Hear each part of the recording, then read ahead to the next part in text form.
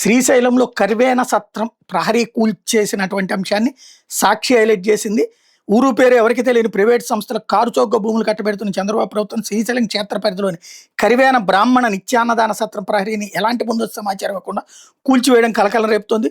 ప్రభుత్వ దురాగతంపై భక్తులు మండిపడుతున్నారు.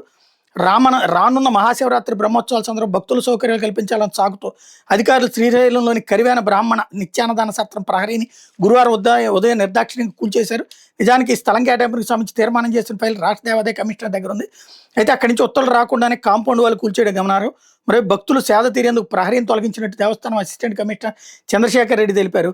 కరివేన సత్రానికి 43 సెంట్లు కేటాయించామని, అయితే పూర్వపు ఈవో మౌఖిక ఆదేశాల మేరకు అదనంగా 50 సెంట్లు ఆక్రమించుకుని సత్ర నిర్వాహకులు కాంపౌండ్ వాల్ నిర్మించారన్నారు.